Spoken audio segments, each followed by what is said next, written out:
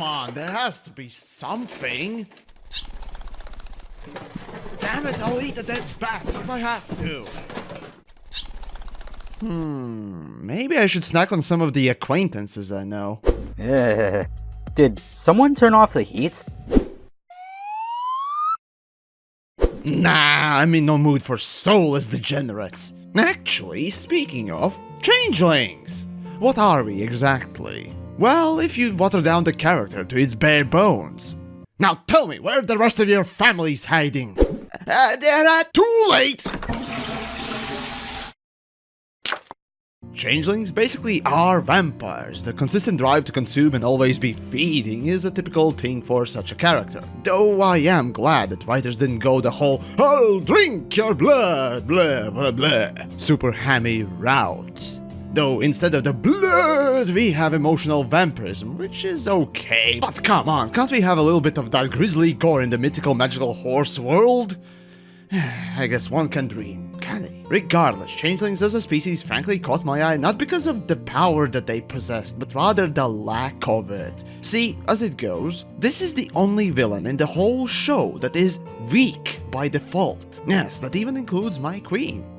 This clip right here tells you all about it since, she didn't expect it. There's also the fact that the species as a whole seem to be slightly smaller than your average mini horse protagonist that symbolizes this very thing. The reason why I'm so fond of the shape-shifting malformed vampire bug horse kin is due to the need to either work together with others to overcome the obstacle or, more often, be smart, cunning, and clever about laying down plans and executing them. Due to the lack of brute strength, even with numbers, this villain needs to think in order to come on top, while rest of the bunch in the villain department has overwhelming amount of power, which more often than not is just cheap, easy, and boring.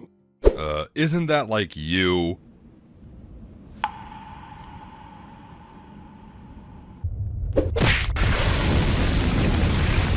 Now, where was I? Yes, it's a very interesting detail I've noticed about changelings. Their only power is transformation.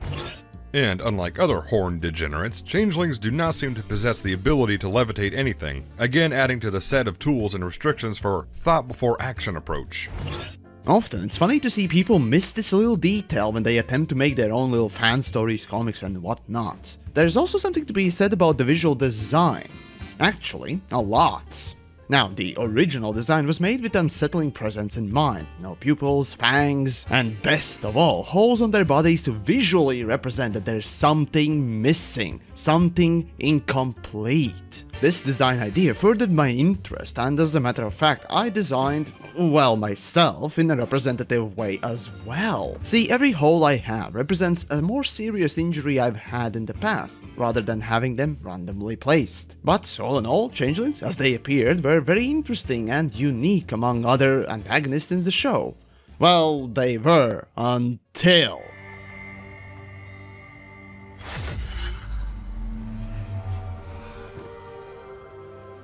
Fuck, where to start with this literal train wreck of complete idiocy and lack of any sensibility? Even the cursed comics got a hint right at what the ultimate form of changelings would be. But nope, we just need to make them all gay and completely 86 their characters. Instead of filling the holes and, guess what? Making them whole, for fuck's sakes. You make them colorized pieces of unicorn shit. Completely scrapping the idea of a hive mind, you make them quasi-free-minded hippie garbage, and what seems to be a complete erasure of their memories. The bastardization of the whole species is astounding and disgusting. The whole writing staff and the people in charge really seem to not give a fuck or are completely incompetent. A once cunning and unified creatures now act like this. He's scary and intimidating. You know who makes me uncomfortable. How could a trained drone become a wimpy loser like that with just appearance change? Yes, I'd like my milkshake with some brainwashing, please.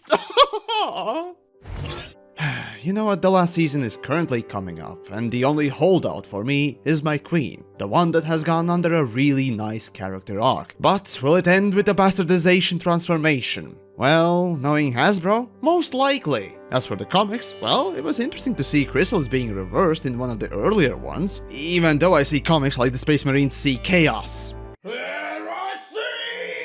On the other hand, the origin comic was disappointing. We came from a Chernobyl toxic pond. Really? Well, fuck you too! At least it's not canon. Nothing in comics should be. You know, I'd prefer the species to once be whole, lose its way and end up with bodies that we know of today. But nope, it's too hard, right?